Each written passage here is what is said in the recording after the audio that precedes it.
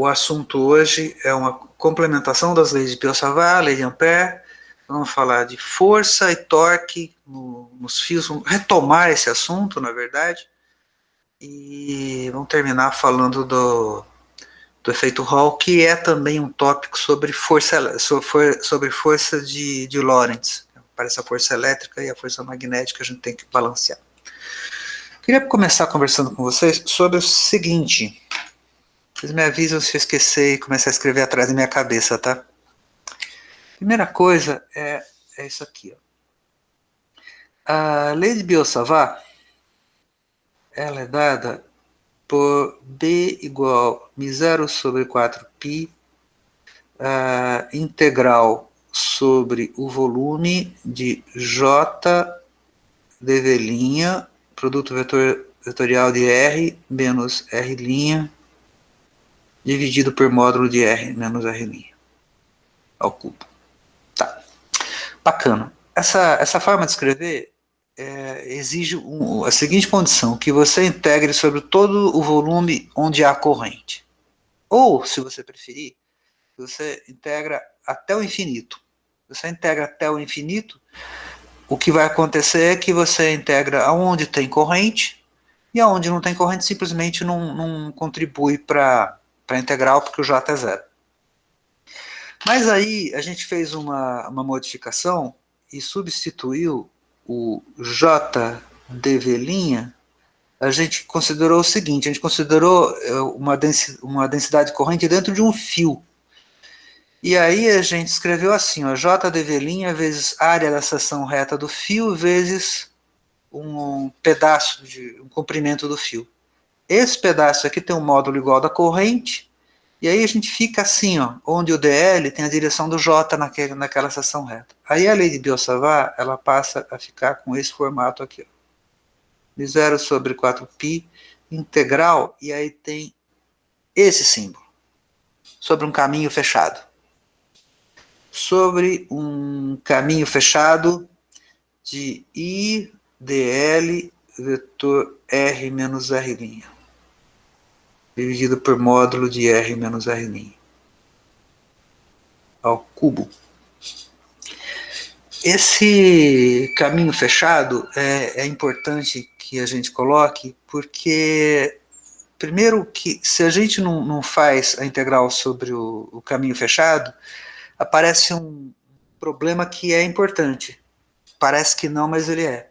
Que é o seguinte, você não consegue resolver o problema de um campo magnético formado por um segmento de caminho de comprimento dl, porque a rigor isso não existe. A única forma de existir um segmento de corrente passando num comprimento dl é se você tiver um acúmulo de carga nas extremidades, formando um dipolo que a carga vai crescendo. Mas fora isso, fazer uma integral sobre o volume completo do JdV só pode ser substituído por uma situação onde você pega, vamos desenhar aqui como se fosse uma região do espaço onde as correntes estão. Tá? Você pega uma região do espaço onde as correntes estão. Então tem o J, vou fazer um mapa de J, o J ele vai ter que fechar de alguma forma. E por que ele vai ter que fechar? Porque se a carga não se acumula, e se você imaginar um arranjo em que, por exemplo, uma galáxia que seja, né, se a corrente está circulando na galáxia, presa pela força gravitacional, ela vai ficar girando aqui.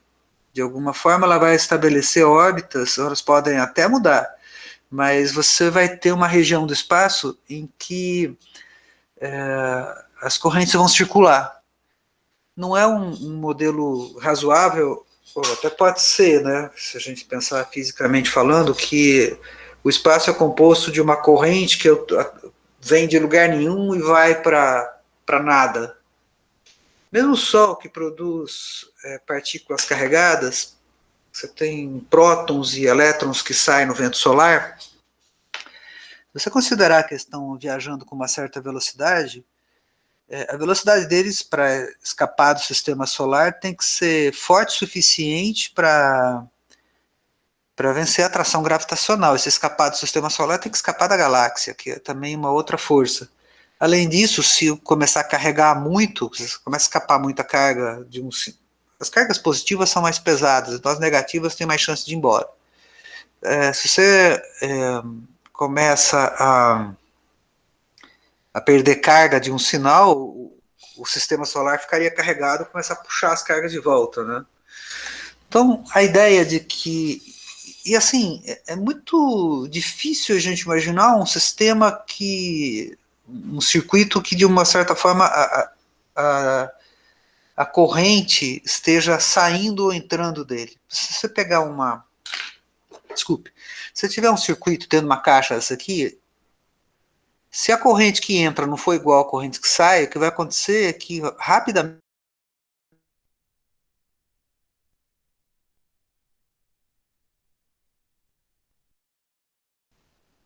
pode ser pela capacitância que uma parede forma com uma outra placa que tem aqui, pode ser por um aterramento, que é um terceiro fio, pode ser por um monte de jeitos que a carga entra aqui, né? A capacitância, em especial, é um modelo interessante. Você junta a carga na parede disso aqui. Consegue juntar. Se for, por exemplo, a placa dele e o terra aqui embaixo formar um capacitor, você vai ter um desbalanceamento de carga entre essa peça e o terra. Agora, você não pode ter um desbalanceamento muito grande, um objeto alimentado por cabos, porque senão ele vai ficar eletrificado. E normalmente as capacitâncias são pequenas do objeto como um todo. Se você pegar uma caixa desse tamanho aqui, a capacitância dela deve ser da ordem de 10 picofarad. Como é que eu sei disso? Vocês lembram que eu falei que a capacitância é da ordem de 1,1 picofarad por centímetro de raio? Na verdade, até menos, né? Isso aqui deve dar, sei lá, 5, 6 picofarad. Mais ou menos uma caixa dessa com relação ao infinito. Então, qualquer quantidade de carga que você põe aqui, a tensão já tende a infinito, já tende a ficar muito alta nesse negócio. De forma que os objetos costumam ter correntes, corrente total acaba no... A corrente total que entra no objeto desse, se fizer o corte lá da teoria de circuitos, dá zero, ou próximo disso. Então, um modelo em que as correntes simplesmente circulam e não escapa para... ou pelo menos não ficariam escapando de maneira indefinida, é muito razoável.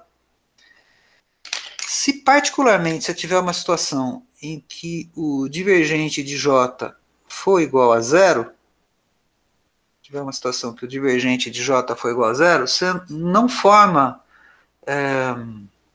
a corrente que entra num pedaço vai ser igual à corrente que sai de qualquer pedaço disso aqui. Porque pelo teorema de Gauss, dizer que o divergente de J é igual a zero, equivale à lei de Gauss. Equivale à lei de Gauss, equivale a gente dizer isso aqui, olha. Que a integral de J escalar ds é igual a zero. Então você pega uma caixinha aqui, por exemplo, essa caixinha que eu desenhei aqui, ó. A corrente que entra nela é igual à corrente que sai. Uma caixinha dessa. A gente pode imaginar que se a gente sai de uma equação dessa, que é no espaço, e vem para uma dessa que é num fio, o fio pode muito bem ser representado por um tubo de fluxo de corrente, que nem esse aqui, ó. Isso aqui poderia ser um fio, por exemplo. E no meu circuito, que tem uma bateria, ou mesmo um circuito que é alimentado por, sei lá, por um transformador, por exemplo. Você pode imaginar a corrente circulando pelo transformador, a corrente de condução, corrente composta por elétrons, né, circulando pelo transformador e alimentando o circuito. Ela vai ficar dando voltas ali. O divergente de J ser igual a zero tem uma outra implicação. Tem uma equação, que é a equação da continuidade, que a gente já viu ela. O divergente de J, ele é igual a menos a derivada, ou vou escrever dessa forma aqui, somado com a derivada temporal da densidade de carga, isso aqui dá zero. Significa que quando o divergente de J é igual a zero, você não tem variação na densidade de carga em lugar nenhum. Então não está acumulando carga nesse sistema em lugar nenhum. Se tem alguma carga em algum lugar, ela fica. E em geral vai ter alguma carga, alguma densidade de carga, porque para que a corrente circule em um fio, sempre acontece de na superfície do fio ter alguma densidade de carga. Isso é necessário. Por que é necessário que haja uma densidade de carga na superfície do fio? Porque é um condutor. O fato do fio ser um condutor e ter um campo elétrico, o fato de ter o fio faz com que o campo elétrico seja guiado dentro dele paralelo ao caminho que o fio faz, por aquela equação que é a lei de Ohm, na forma vamos falar, condutividade vezes campo elétrico é o J. Condutividade vezes campo elétrico igual a densidade de corrente. Para que isso aconteça dentro do fio e o campo fique guiado dentro do fio, o fato do fio ser condutor faz com que cargas se acumulem na superfície e modifiquem o campo de tal forma que na superfície o campo sai do lado de fora perpendicular à superfície, se for um bom condutor, e dentro do condutor o campo fica fluindo junto com a corrente, fica junto com a densidade corrente. Não é? Então, existe uma densidade de corrente nos condutores. Eles não são neutros. Quando você energiza o circuito, a ideia de... Você fala que tem um fio. Eu dou um problema para você, por exemplo, de campo magnético. Então, aqui eu falo que tem uma corrente passando. Mas eu não falo nada sobre a densidade de carga na superfície do fio. Num problema real, você coloca uma bateria, por exemplo, tem uma corrente, vai ter também uma densidade de carga no fio. Isso é fatal que vai ter.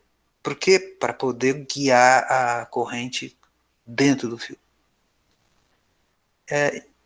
Em geral, o que acontece com essa densidade de carga é que ela vai estabelecer um campo elétrico cuja diferença de potencial corresponde à diferença potencial, à integral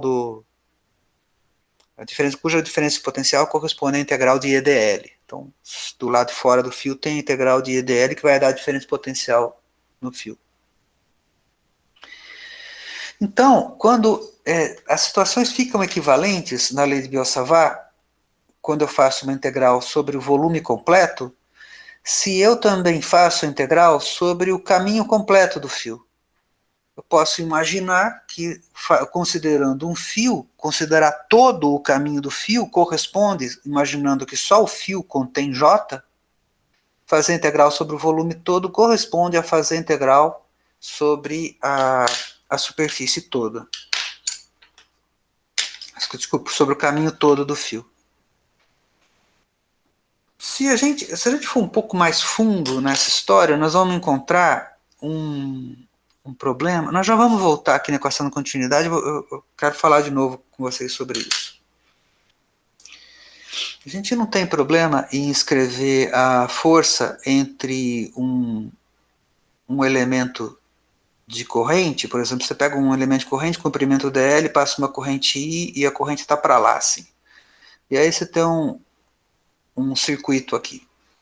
Não tem problema, porque você consegue escrever o campo magnético nessa região aqui usando a lei de Biot-Savart. Esse cara aqui já era um campo magnético, nessa região aqui vai ter o campo magnético, você consegue calcular a força. Agora, se a gente pega a lei de Biot-Savart, que é essa, e tira a integral, vou tirar essa integral aqui, escrever um elemento de campo magnético gerado por um elemento de circuito. Então, vou pensar assim, eu tenho um elemento de circuito aqui, digamos que ele aponta nessa direção, aqui tem uma corrente I1, e ele tem eu vou chamar esse elemento de circuito de DL1. E aí tem um outro elemento aqui, eu vou colocar ele um pouquinho para cá, assim, ó. O eixo desse cara está aqui, eu vou colocar esse fulano aqui. Ele tem, digamos que aponte para lá, ele tem um comprimento DL2, e por aqui passa uma corrente I2. Tá? Então, vamos pegar aqui os nossos elementos e dar uma olhada nisso. A princípio, eu poderia dizer que corrente desse DL2 aqui gera na região do DL1 um campo magnético que eu vou chamar de DB2. Eu chamo DB2 porque é a corrente 2 que está gerando. Que fosse μ0 sobre 4π, olha, lei de Biot-Savart, tá? Que multiplica I2. Aqui eu vou considerar só o DL2, porque é ele que está gerando o campo. Produto vetorial de R1 menos R2, dividido por módulo de R1 menos R2. Minha cabeça ainda não está na frente, mas eu estou prestando atenção. Aí se eu for considerar a força a gente tem aquela fórmula, né? Corrente DL vetor B.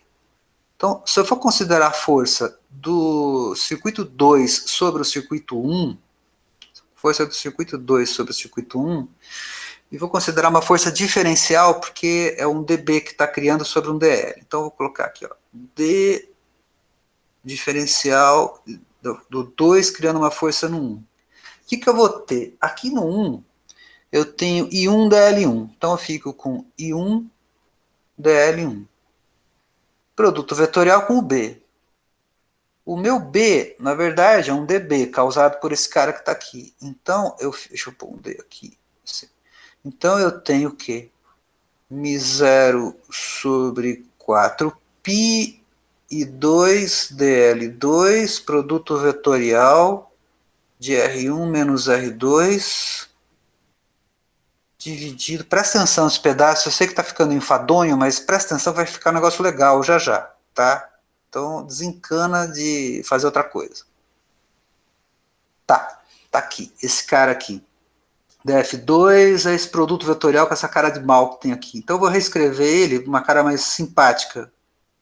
Não prometo que seja muito simpática, só um pouco simpática. Fica I1, I2, μ0 sobre 4π, aí DL1, produto vetorial de DL2, produto vetorial de R1 menos R2, dividido por módulo de R1 menos R2 ao cubo. Olha só. Professor, tudo bom? Tudo jóia. De novo, o que você está querendo fazer com isso que eu não entendi? É a força que a corrente de um faz... No outro. Ah, tá ótimo. É a corrente que um faz no outro. Tá. Eu falei, mas eu não expliquei direito o problema. Desculpe, você tem razão. Eu falei assim, é a força entre elementos de corrente. O que eu quero falar com isso? Eu quero calcular qual é a força que o 2 causa no 1. Por quê? Porque o 2 vai gerar um campo magnético, ele é um pedacinho de corrente, ele gera um campo magnético dB2. Ele gera aqui, né? Vamos pegar a regra da mão direita, deve gerar um campo magnético assim, ó. Virando assim. Se ele está com corrente para lá, gera assim. Então aqui na região do dB1, deve ser um campo magnético, digamos, para cima aqui, nessa direção.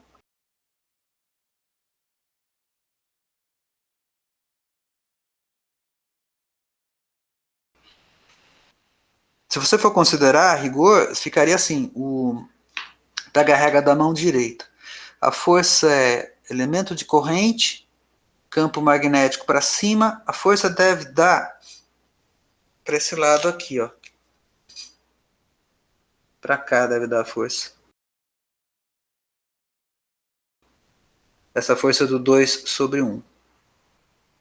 Sabe onde que eu quero chegar? Eu quero chegar na seguinte situação. A hora que eu tento fazer a mesma coisa, a força que 1 causa no 2, vai ficar um negócio esquisito, porque não vai dar certo ação e reação aqui. Olha só o que acontece. Esse cara aqui tem corrente para lá, então o campo está subindo aqui, ó.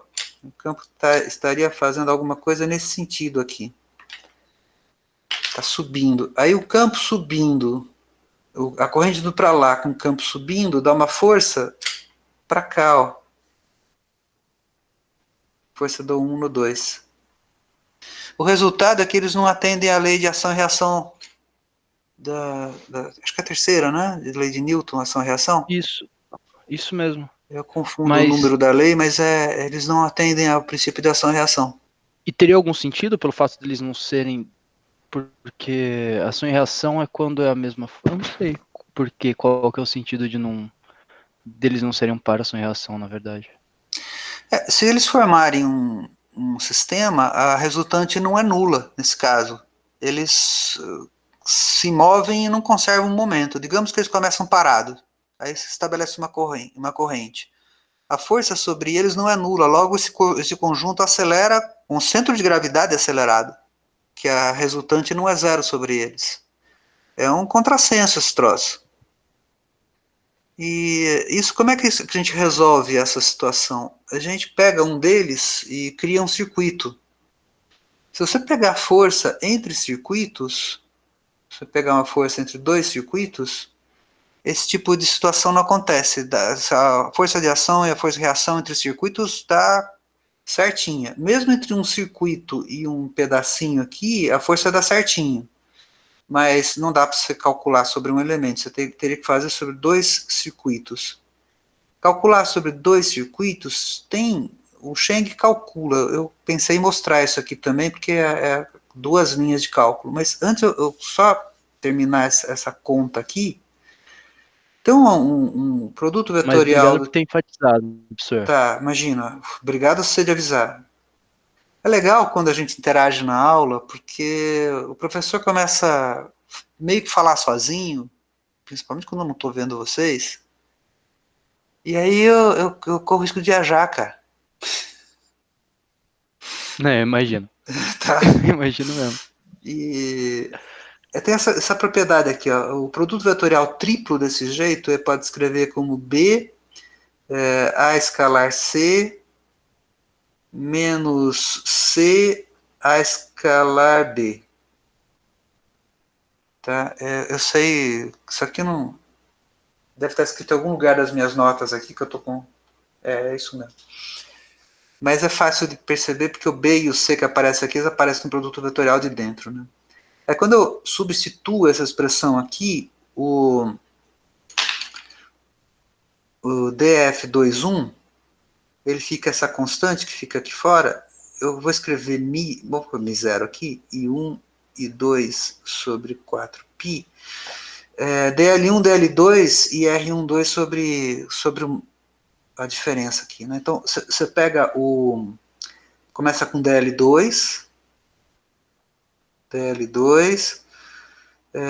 produto escalar do dl1 com, eu vou escrever assim, ó, R12 vetor dividido por R12 ao cubo, só para simplificar, tá? E depois esse cara que sai para fora fica menos R12 que multiplica dl1 escalar dl2.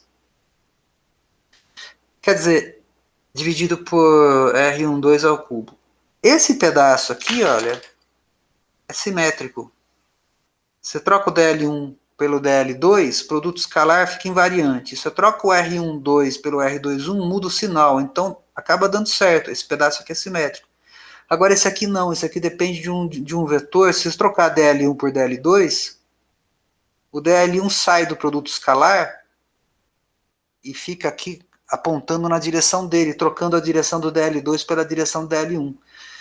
E se eles não tiverem alinhados um com o outro, isso aqui não vai dar certo. Né? Se o dl1 não for linearmente dependente do dl2, coisa que não tem a menor obrigação de ser, e eu já coloquei os dois desalinhados aqui de propósito, você não consegue fazer com que a força do 2 sobre 1 seja igual a menos a força do 1 sobre 2, o que tornaria nula a resultante. Agora, se você faz a força de uma espira sobre outra, aí o negócio dá certo. E a força de uma espira sobre outra nada mais é do que essa mesma expressão ter aqui integrada duas vezes. Então a gente pega essa expressão que está aqui em cima, olha, essa aqui, ó, E imagina que esse DL1 e DL2 são pedacinhos dessas espiras. E integra sobre o caminho C1 e sobre o caminho C2. Aí, aí dá certo. O F21, a força da espira 2 sobre a espira 1, fica I1 e 2 μ0 sobre 4π. Essa integral aqui, olha, eu já vou pegar do jeito que está aqui embaixo. Ela fica, esse termo aqui, tá vendo? Esse DL2 que está aqui, fica assim, integral, caminho 2 de DL2, que multiplica a integral sobre o caminho 1 de... Veja que esse número que multiplica aqui é um escalar. O vetor aponta na direção do DL2. Fica... Desculpe. DL1, produto escalar com esse número aqui, R12 dividido por R12 ao cubo. Eu já fiz isso algumas vezes. E eu vou dizer para vocês, isso aí dá gradiente de 1 sobre R12. Aplicado sobre a coordenada, se aplicar sobre a coordenada 1, isso aqui fica menos aqui na frente. Isso é só um sinal de menos aqui. Eu não vou demonstrar isso aqui, porque eu já falei isso desde o começo do curso. Esse negócio apareceu na outra videoaula. Então, R12 dividido por módulo de R12 ao cubo é igual a gradiente de 1 sobre R12. Se aplicar na coordenada 1, tem que aparecer um sinal de menos. Então, isso aqui aplica na coordenada 1. Esse 1 está aparecendo 2, é coisa feia. Tá assim. E aí, quando eu olho para essa integral aqui, olha, eu posso aplicar aqui o teorema de Stokes, a integral sobre o caminho de dl, produto escalar de uma função f, sei lá, vamos chamar de f mesmo. Isso aqui é igual à integral de superfície, na superfície 1, que é contornada pelo C1, do rotacional de f escalar ds. E aí, o que rola aqui? Como o meu f aqui é um gradiente, o f é um gradiente, olha só, dl1 escalar gradiente. Quando eu venho aqui para o teorema de Stokes, no lugar do f, eu ponho o gradiente. Pô, rotacional de gradiente, desde que eu mamava na mamadeira, o rotacional do gradiente é 0. Eu não vou dizer que eu já sabia disso, porque não é verdade, mas era verdade que o rotacional de gradiente é 0. Então, se eu pego esse termo aqui, que é o meu termo da encrenca, esse aqui é o meu termo encrencado, né? Esse aqui é o cara da encrenca. Esse pedaço aqui, DL2, que multiplica DL1 escalar R12 dividido por R12 ao cubo. Esse cara aqui, se eu troco o DL1 pelo DL2, que ele não deixa fazer com que as forças fiquem simplesmente com o sinal trocado. Esse aqui é uma maravilha, esse termo aqui. Né? Esse pedaço aqui da equação, se eu troco o R12 por R21, troca o sinal aqui. O módulo, tanto faz, porque módulo, se eu trocar sinal, não tem problema. E aqui tem DL1 escalar DL2. Trocar o 1 pelo 2 não muda nada esse produto escalar. Então, esse termo, perfeito. Ele é o termo que faz com que ação e reação funcionem. Esse termo é o termo que atrapalha tudo. Agora, quando eu faço a integral sobre os circuitos, sobre os dois circuitos inteiros, considerando a lei de Biot-Savart para calcular o campo magnético de um e integrando a força sobre o outro circuito, o que acontece é que esse termo aqui, ele resulta numa integral que pelo teorema de Stokes, acaba dando o rotacional do gradiente, então ele fica 0. E aí só sobra o segundo termo, que eu não vou fazer a conta, mas é a integral disso aqui. E a integral desse fulano aqui, bom, não vou fazer a conta, mas não custa nada também escrever R1 menos R2, dividido por módulo de R1 menos R2, aqui assim, o cubo, integral sobre o caminho fechado, tem o coeficiente aqui na frente, põe parênteses aqui para dizer que tem o coeficiente na frente, E aí tem essa outra integral de dl1 escalar dl2. Caminho fechado aqui também. E olha só, trocar 1 pelo 2 aqui, não muda essa integral. Trocar o 1 pelo 2 aqui, muda o sinal. Então só vai acontecer de mudar o sinal aqui da força. A força acaba tendo um sinal trocado se eu trocar R1 por R2. Fizer isso, né? Trocar o 2, 1 pelo 1, 2. É isso. Então, tem consequências. Agora, esse problema aqui dos diferenciais, vocês vão conseguir fazer a conta dos diferenciais de carga,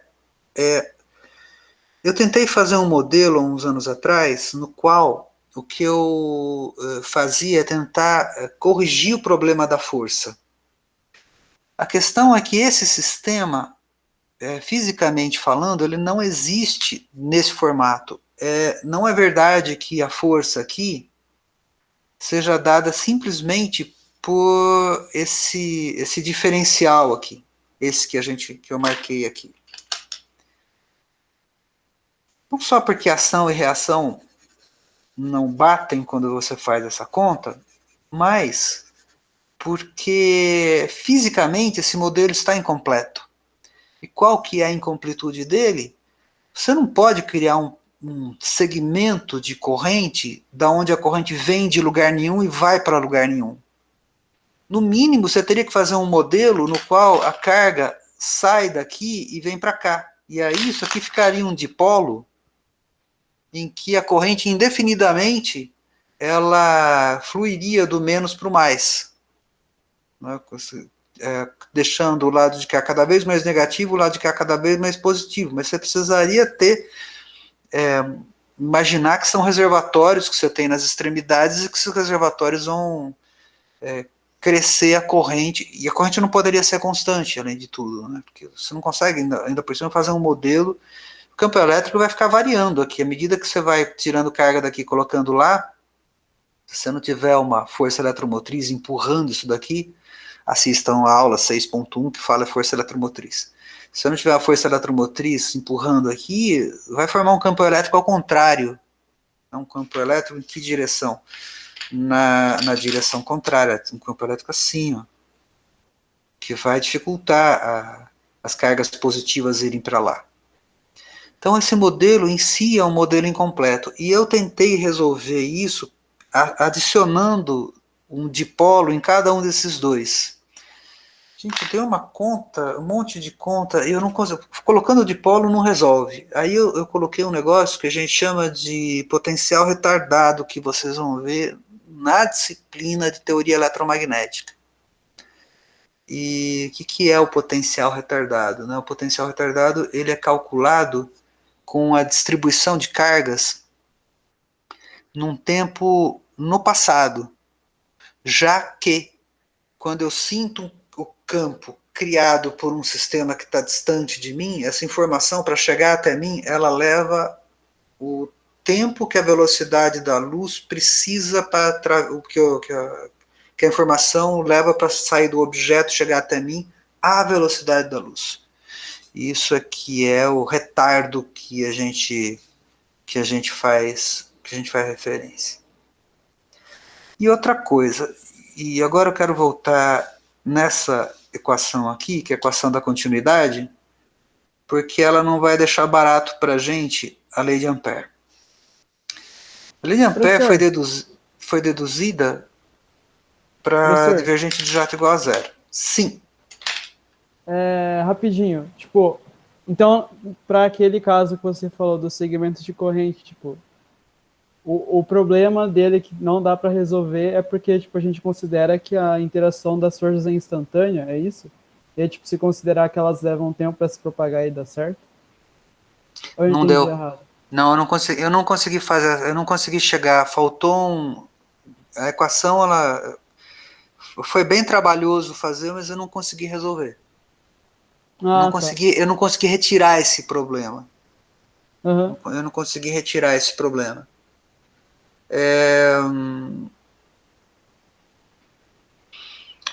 O problema de um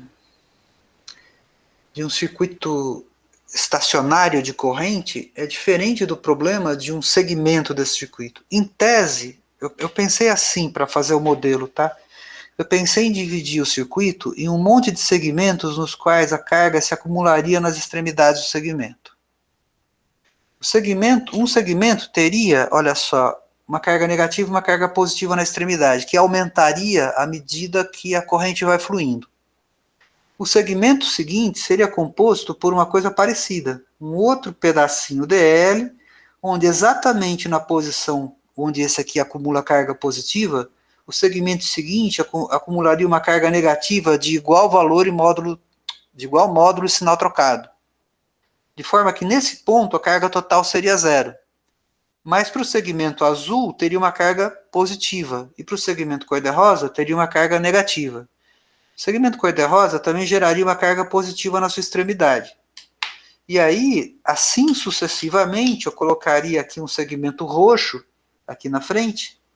A parte de trás do segmento roxo, ele colocaria uma carga negativa. Aqui na extremidade, uma carga positiva.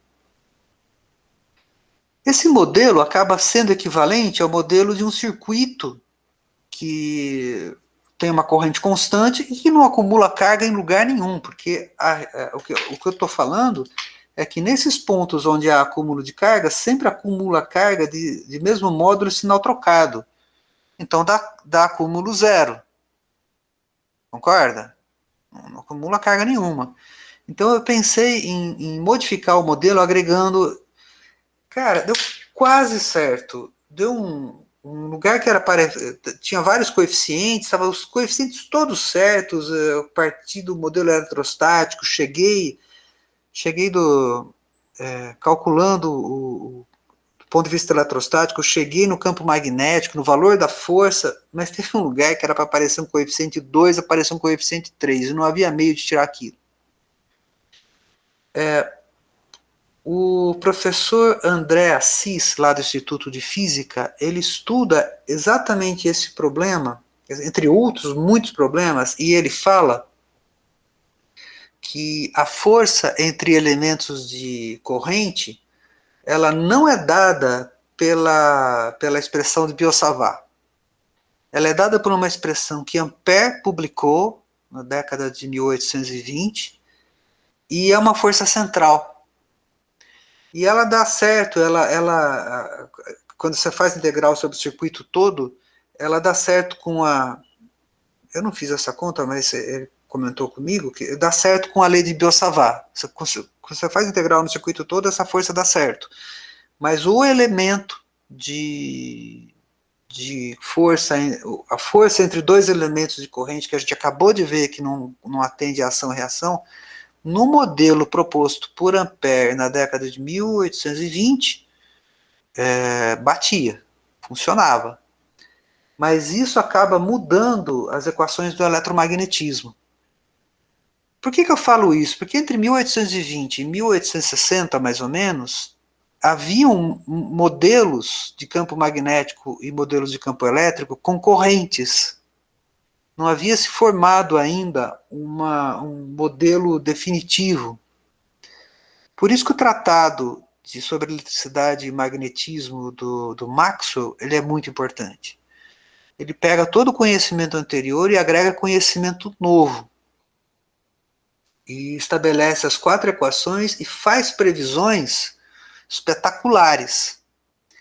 Ele consegue prever a velocidade da luz a partir do valor de μ0 e de ε0, valores que já eram conhecidos na época. E ele consegue fazer essa previsão a partir da equação de onda, que é a matéria do próximo semestre. São algumas substituições, daria para a gente falar sobre as equações aqui, mas não faz parte da ementa do curso. Se você pegar o capítulo do Cheng, que eu acho que é o finalzinho do 7 ou o 8, é um parágrafo ali, o cara deduz a equação e mostra que a onda se propaga com uma velocidade que é essa daqui, ó. A velocidade de propagação é 1 sobre a raiz quadrada de ε0 μ0. Isso aqui é 299.792.458 metros por segundo. Exatamente. sem aproximação nenhuma. Vocês lembram da primeira aula que eu comentei? Que esse número aqui foi definido no sistema internacional, no ano passado foi isso, como um número exato. E agora o metro é definido a partir da velocidade da luz. Dada a velocidade da luz, o metro agora, você tem que calcular o metro a partir dessa velocidade e de uma transição hiperfina do átomo de césio, dá o tempo. Com o tempo e com a velocidade você consegue calcular um metro. Sistema internacional. E ele consegue prever isso. E consegue demonstrar que uma onda eletromagnética, que a luz é uma onda eletromagnética. E além disso, o modelo é altamente coerente bom, então todas as outras iniciativas, elas foram abandonadas e se consolidou a teoria a partir das 4 equações de Maxwell. Mas olha, falei da lei de Biot-Savart, agora vou falar da lei de Ampère. A lei de Ampère que a gente viu, que é essa daqui, ó, rotacional de... Eu vou fazer na forma diferencial, tá? Rotacional de B é igual a μ0J. E daqui, usando o teorema de Stokes, a gente tira que a integral de B escalar dl é igual a μ0, que multiplica a corrente, que é a integral do J, que passa numa superfície. Essa é a lei de Ampère.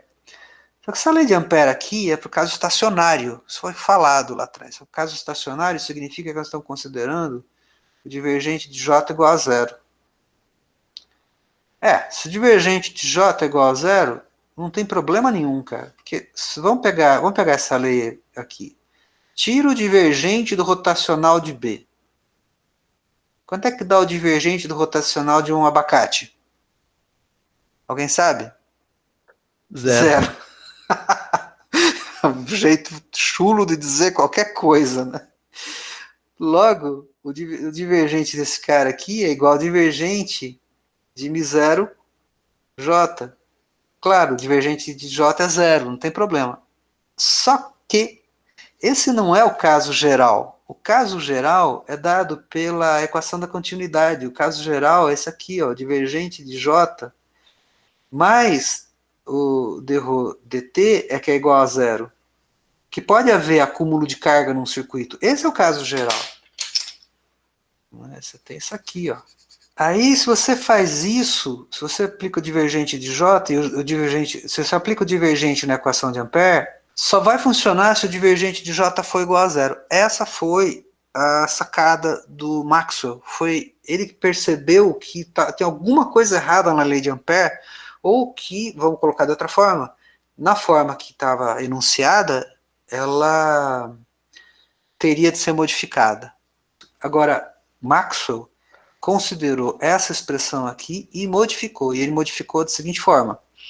Ele falou, bom, o divergente de J, da equação da continuidade, tirando daqui, eu vou fazer o seguinte, eu vou pegar uma outra folha. Olha só. Essa equação aqui, na verdade, eu posso escrever assim. O divergente de J mais a derivada temporal do ρ. Só que a lei de Gauss diz que o divergente de E, vou colocar a lei de Gauss na forma diferencial, é ρ sobre ε0. Então eu posso passar o ε0 multiplicando e eu fico com ρ igual a ε0 divergente de E. Assim. Então aqui no lugar de ρ eu posso colocar ε0 divergente de E, e que ddt. Tá? Isso aqui é a equação da continuidade, a mesma coisa que isso, só que escrito dessa forma. Olha só, o divergente está sendo aplicado em duas quantidades. Eu vou trocar a ordem da diferenciação, é uma diferencial parcial que eu coloquei aqui. Eu vou colocar essa diferencial parcial para dentro e tirar o divergente para fora, que também são derivadas parciais. Eu fico com isso aqui, ó. O divergente de J mais dt de ε0e que é igual a zero. qual foi a sacada do Maxwell? Se aqui eu tenho divergente de J igual a zero, e aqui é o divergente de J mais ddt de ε0e, que é igual a zero, na verdade, no caso geral, eu não devo ter o rotacional de B igual a μ0J, mas μ0 que multiplica J mais essa quantidade que está aqui. E aí ele modifica a equação de Ampère, propõe essa modificação, ela fica μ0 que multiplica J mais, eu vou tirar o ε0 para fora, fica assim, ó, d dt de E. Ele troca, tá vendo? Ele troca o J por J mais, ele faz essa substituição. Fica desse jeito. Agora, se você aplicar o divergente do rotacional de B e aplicar dos dois lados, essa equação aqui é a equação da continuidade, então dá zero mesmo. Tá tudo resolvido aqui. Vou escrever mais um passo e olha como fica a cara da equação, como ela fica bonitinha. Rotacional de B é igual a μ0J mais μ0 ε0 dE dt. Ocorre que 1 sobre a raiz de μ0 ε0 é a velocidade da luz. Tá? Bom, a gente costuma usar a letra C. E aqui está aparecendo μ0 ε0 do lado de cima. Ou seja, se a raiz de 1 sobre essa quantidade é a velocidade da luz, então isso daqui é 1 sobre c ao quadrado. E a minha equação fica assim, ó, rotacional de B igual a μ0J mais 1 sobre c ao quadrado dE dt.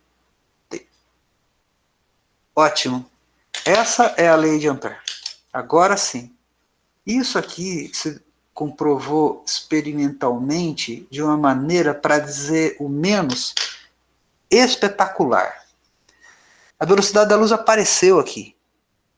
E o pior é que ela me aparece multiplicando justamente o tempo. Apareceu ao quadrado, mas está multiplicando o tempo. O que já é uma pista do que vai acontecer. Aí a gente junta essa equação com a lei de Faraday, que vocês vão ver na próxima aula que eu vou subir, o próximo vídeo que eu vou subir. E é assim, ó. Rotacional do campo elétrico é igual a menos dB dt. Se eu considerar o espaço livre, o J é igual a zero.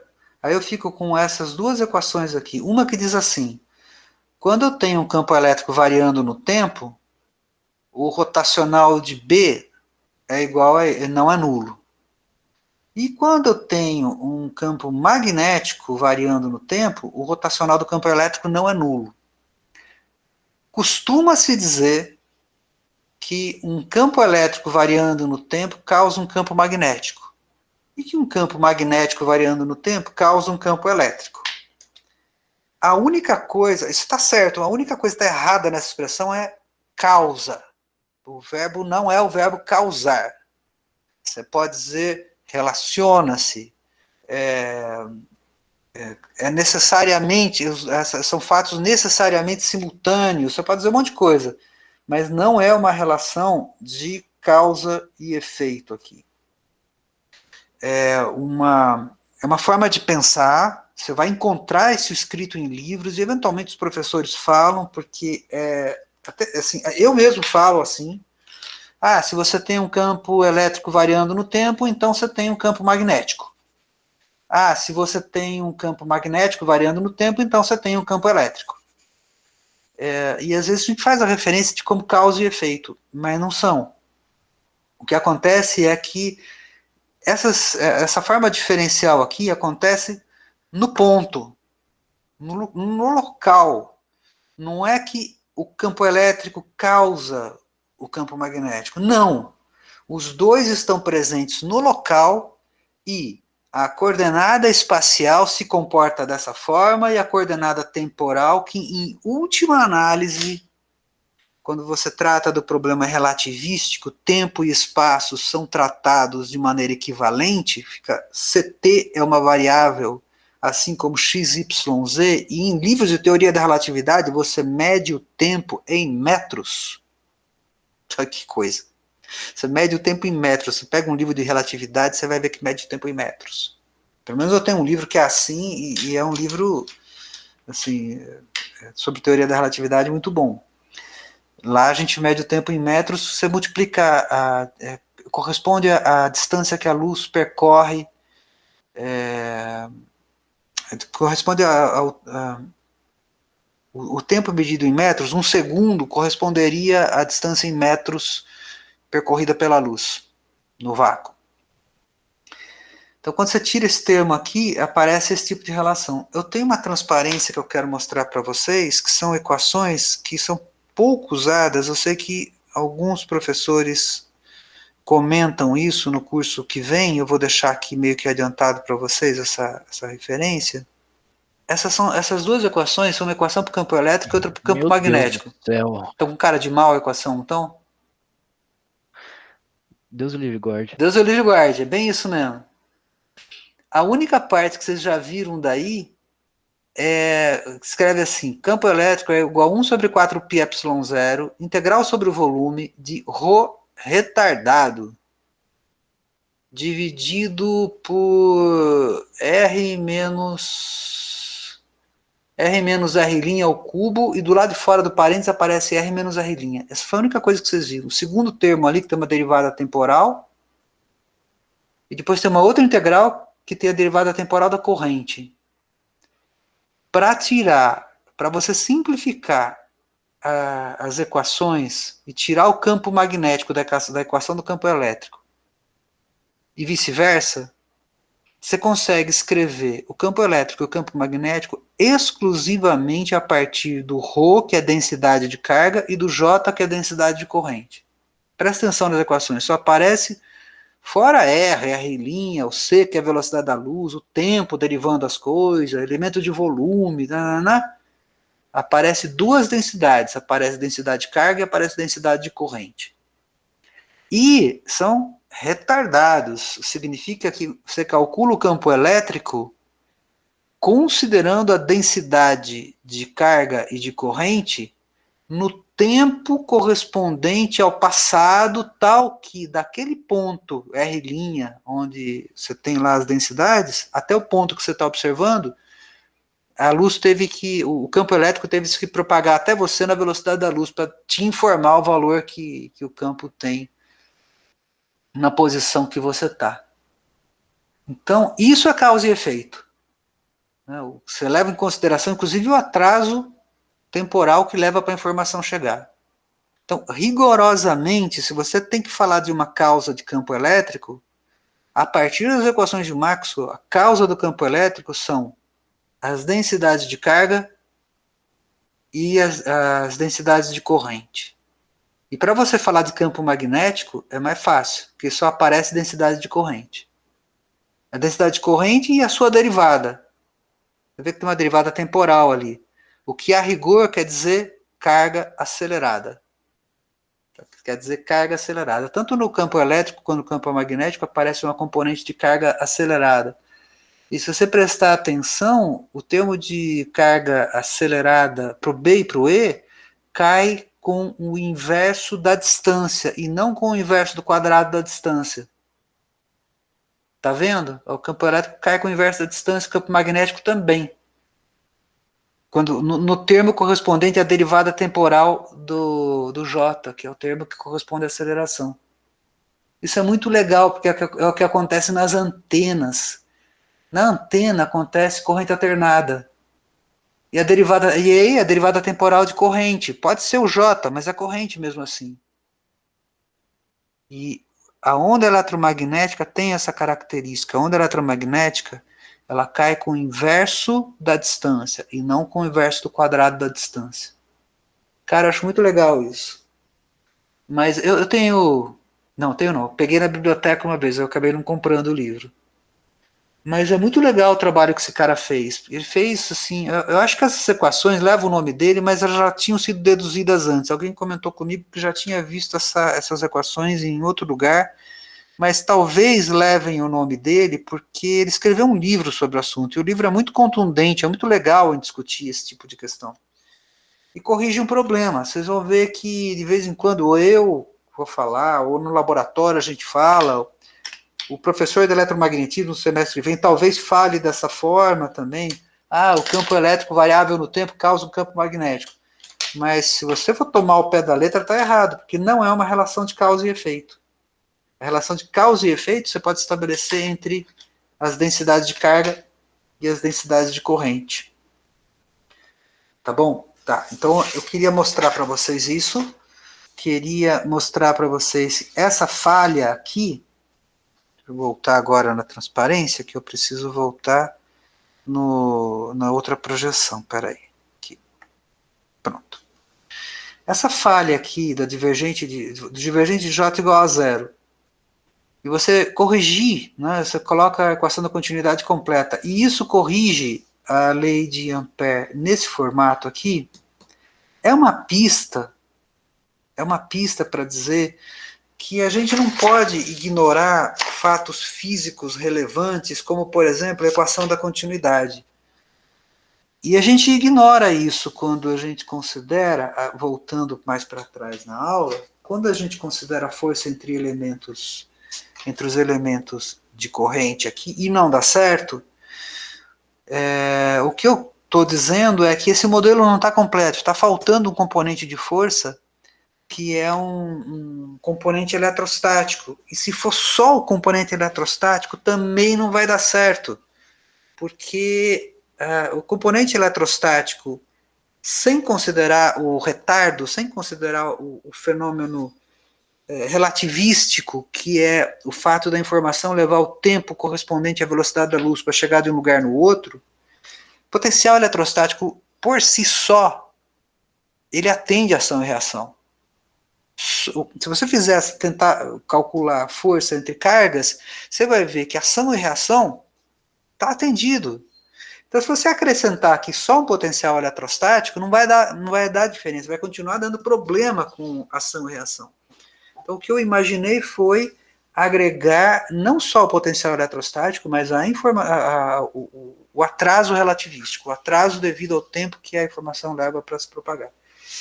Não consegui resolver. Eu vi só um trabalho sobre esse assunto de 2012, é uma tese na Suécia, não vi publicado isso.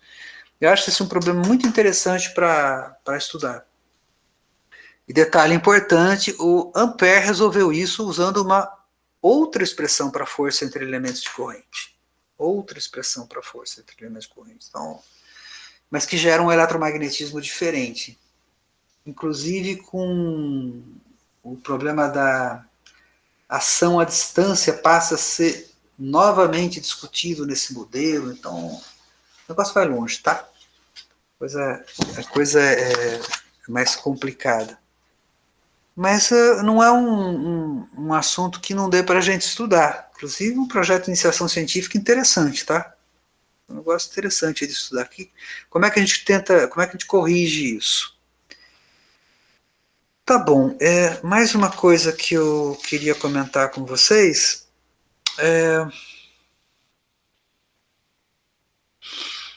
A gente falou de força, né?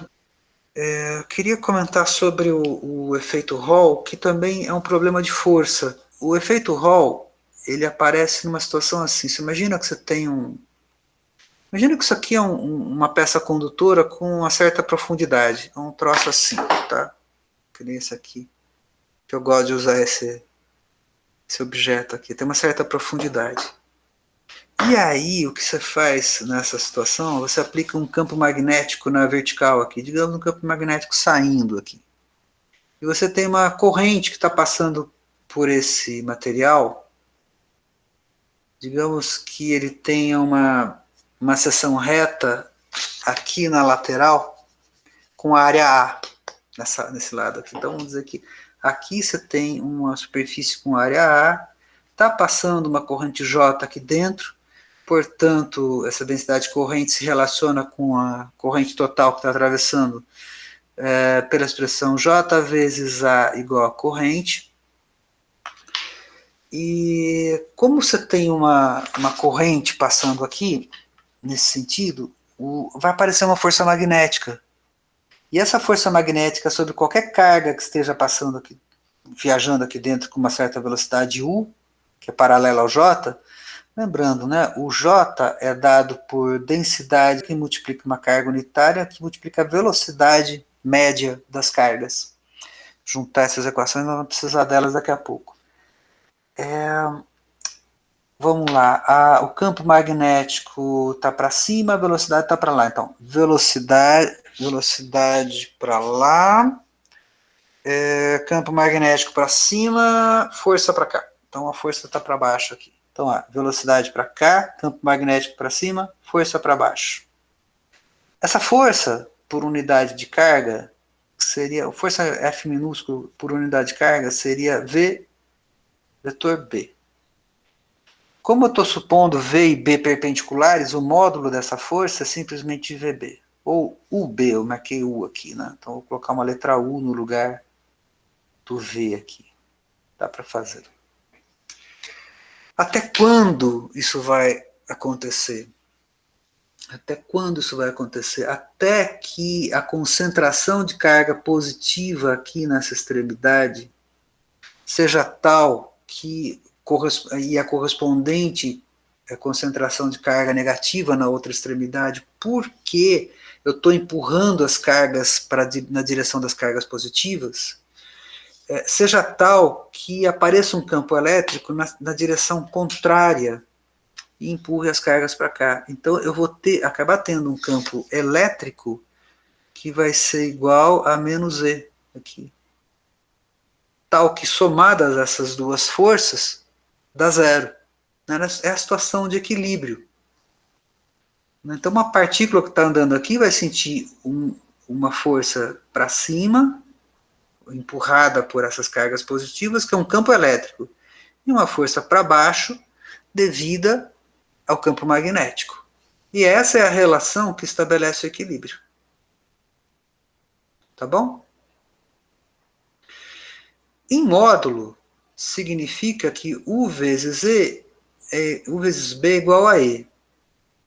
A gente pode calcular a tensão, se você for medir a tensão aqui, ó, menos mais aqui, se for medir a tensão com um voltímetro, você tem que o campo aqui dentro, a integral de EdL, a gente pode aproximar esse campo se for constante, imaginando que fosse que nem uma placa de capacitor juntando as cargas aqui. Seria simplesmente campo vezes distância igual a diferença potencial. Como o campo é U vezes B, eu teria aqui U vezes B vezes D. Bacana. Agora, se eu olhar para essa expressão aqui, o módulo do U pode ser calculado usando a densidade de corrente dividido por N vezes Q. Então eu fico, no lugar do U, eu fico com 1 sobre N vezes Q e J, opa, Q assim, né? E o J aqui em cima. Fica J sobre N vezes Q, que multiplica B vezes D.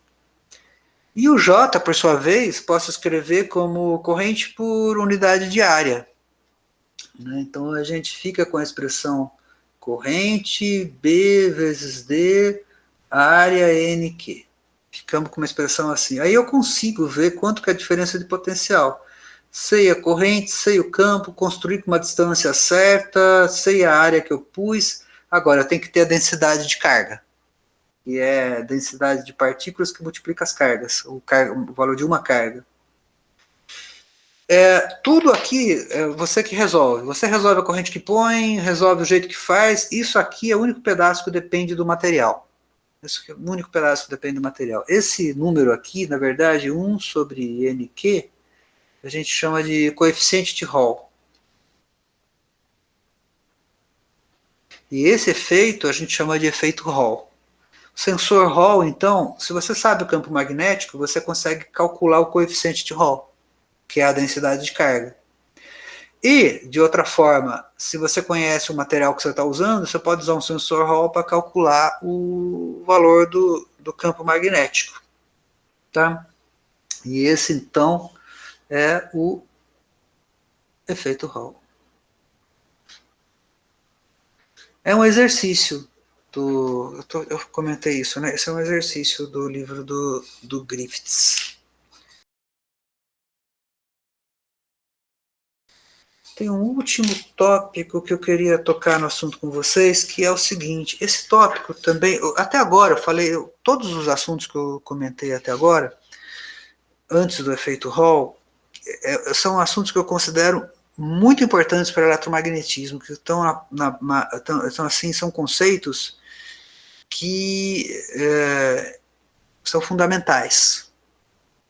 Lei de Biot-Savart, modificação da lei de Ampère, causalidade, as equações de Jeffimenko. Eu proponho até que, se vocês quiserem fazer um exercício, coloca uma situação no vácuo. No vácuo, o J igual a zero. E aí você tem, ó, o rotacional de B, ele fica igual a 1 sobre C ao quadrado de 1 sobre C ao quadrado de dt. Mas você pode fazer o seguinte, você tira o rotacional do rotacional, isso aqui é Laplace, não, é gradiente do divergente de B, será que eu estou fazendo certo? Acho que é gradiente divergente de B menos o Laplaciano. Peraí. Deixa eu pegar essas tabelas e. Rotacional do rotacional. Tá certo. O professor lembrou da fórmula correta. Assim. Esse cara aqui é zero, né? Só que, olha, rotacional do rotacional de B, se eu pegar essa rotacional do rotacional de B também é igual a 1 sobre C ao quadrado, o rotacional de E. Desculpe, tem que colocar aqui uma derivada temporal, né? Vou colocar ddt para fora, que tanto faz, né? Então eu fico assim, ó.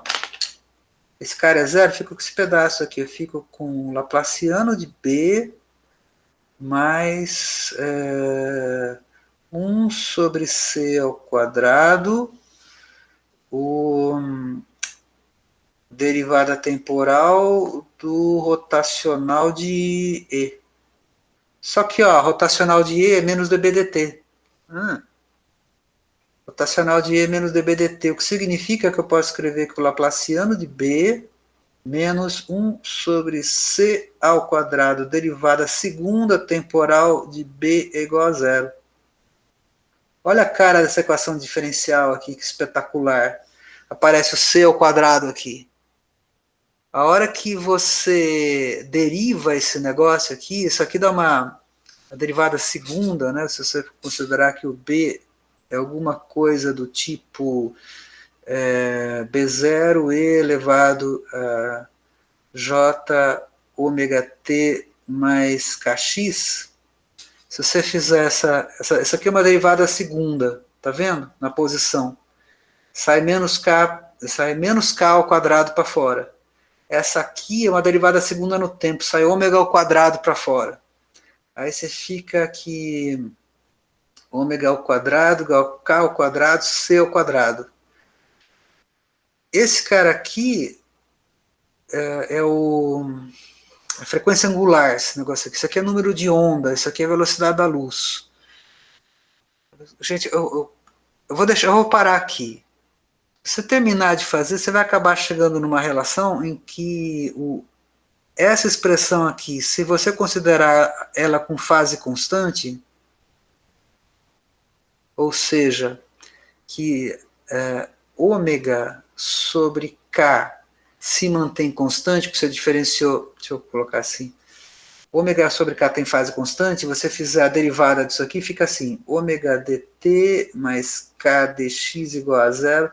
Isso aqui é não aguentar, né? dx dt fica igual a parte do sinal, que tem um sinal de menos aqui, que eu vou colocar aqui também, tem um sinal de menos, sai para o outro lado, fica ômega sobre K, que é igual a C. Mas não é lindo isso? Aqui, ó. Ômega quadrado igual a C ao quadrado. Não é lindo, cara? Isso é espetacular, bicho. da velocidade da luz. Mas isso é spoiler. É assim, é não aguentar. Eu tô sacaneando com o Zamboni, cara. Que isso aqui dá um gosto de falar. Como eu não vou dar o curso semestre que vem de teoria eletromagnética, eu tô adiantando aqui, já tô contando para vocês que, ó, velocidade da luz. Então, assim, as equações de Maxwell são ok. Eu só queria tratar de mais um tema, que é um tema que tem no Cheng, que está muito legal no Cheng, que é o seguinte, ele fala assim, ó, imagina que você tem uma figura, e em vez de usar uma espira, que seria mais fácil, ele coloca um objeto circular assim. E que nesse objeto circular tem uma corrente passando. Aqui. E aí fala assim, olha, vamos dizer que você tenha também aqui um campo magnético nessa direção. Campo B assim, ó, desse jeito, constante, tá uniforme o campo aqui que ele está supondo. Olha só, se você pegar um elemento de corrente aqui, pôr um eixo aqui, ó, dizer que essa direção seja x, a direção para cima é y e a direção para fora da folha de papel é z. Se você pegar um sistema desse, uma certa posição aqui, digamos que tenha o centro do meu círculo, tem um certo ângulo φ aqui. Então vou usar aqui outra cor para a gente diferenciar. Então é um ângulo φ. Como é que é a força nesse elemento aqui? Muito bem, o campo magnético está para cima, a força está para cá, a componente da corrente, que é paralela ao campo magnético, não contribui, já que o meu elemento de força vai ser IDL vetor B, pois eu vou integrar isso aqui. IDL vetor B, então a força nesse pedacinho aqui, ela corresponde, o B está paralelo à direção Y aqui, então só conta a componente na direção X. Então se eu fizer o produto vetorial da componente na direção X com o B, o componente do DL para lá, campo magnético para frente, força para cima. Tá? Então eu tenho uma força para cima aqui. Força saindo. Olha aí. Se eu pegar um componente simétrico aqui embaixo, e esse componente simétrico também, lógico, como ele é simétrico, vai estar no mesmo ângulo φ. Aqui, o meu componente está nessa posição, a componente paralela não contribui, só contribui a componente na direção do x. Só que aqui, como a corrente está vindo para cá, a direção está exatamente o contrário, e é tudo igual, só que a corrente tem o sinal trocado. Portanto, a força aqui é para baixo. Cá para baixo é um x assim, né? Então aqui é para cima, aqui é para baixo. Ou seja, em relação a esse eixo, aparece um torque aqui, ó.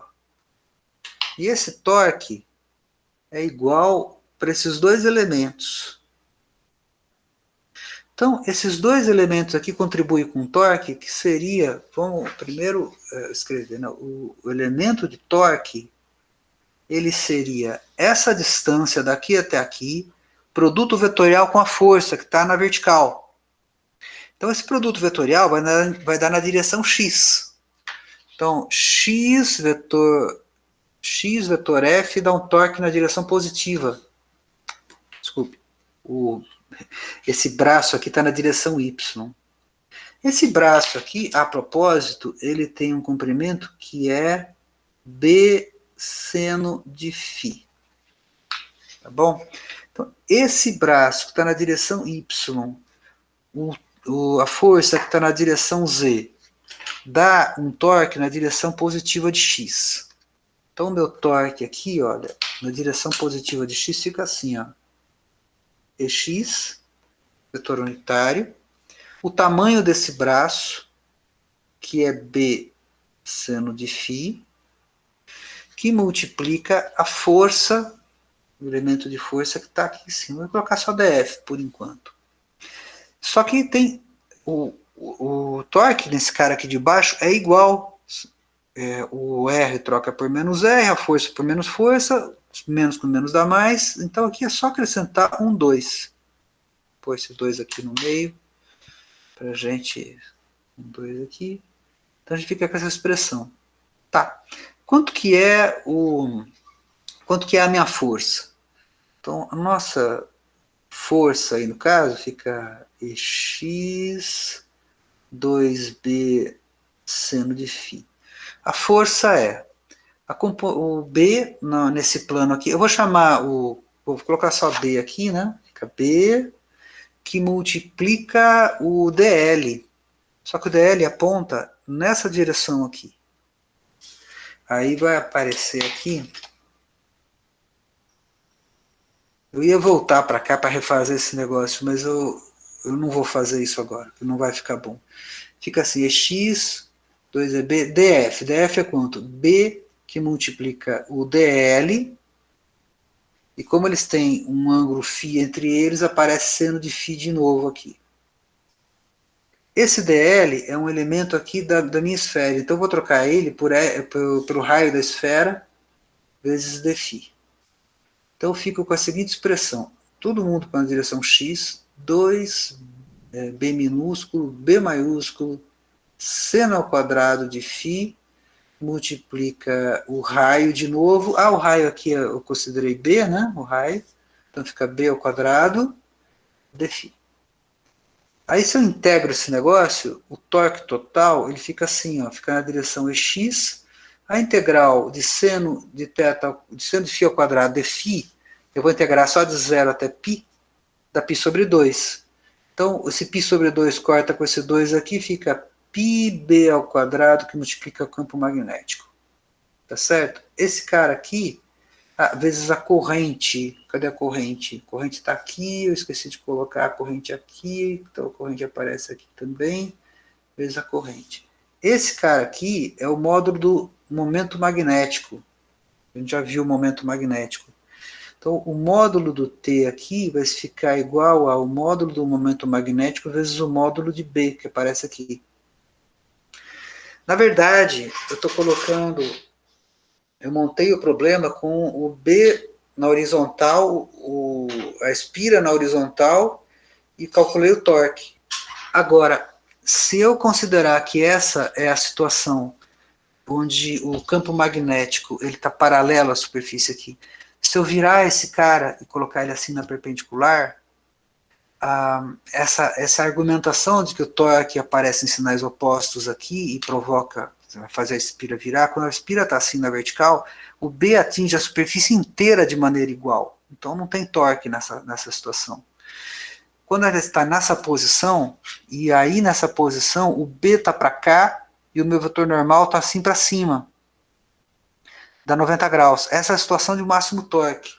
Na verdade, dá para a gente escrever o torque como sendo, não, assim, isso aqui é o módulo, né, do torque máximo, mas se você quiser calcular o torque em qualquer ponto, é só você fazer o produto vetorial de M com B. Outra coisa que a gente conclui daqui é, qual é a situação de torque máximo? Bom, quando θ é igual a 90 graus. Quando que θ é igual a 90 graus? Quando a espira está no mesmo plano que o B. Quando o torque é zero? Quando a espira vira e fica com um ângulo alinhado com fica 90 graus com o... Desculpe. Quando a espira gira, e quando ela gira, o vetor normal fica paralelo com o B, daí o torque dá zero. Essa expressão aqui para o torque. Essa expressão geral para o torque. Aí o que é o livro? Como é que o livro desenvolve esse assunto? Ele vai caminhando para... Ele coloca uma espira, no caso, uma espira de retangular. Ele vai calcular o torque a partir de indutâncias. Então, são assuntos assim que tem no Cheng, mas não tem, por exemplo, no Griffiths. Mas assim, dá para a gente aprofundar mais no assunto torque, mas esse é um assunto que tem a ver com máquinas, que é um outro curso aqui do nosso da faculdade. Então eu não vou muito além desse ponto aqui de apresentar o torque e a força, mas o mais importante que eu acho que a gente tem que discutir são os conceitos básicos, que é o objetivo da disciplina, é a gente apresentar as equações, né? Como a gente falou, esse é um assunto que eu acho ele é importante, mas comparando com equações de Maxwell, lei de Ampère, lei de Bell-Savart, enfim, toda a eletrostática que a gente fez, ele perde um pouco de importância. Tá bom? Tá bom, pessoal, era isso que eu queria mostrar para vocês hoje.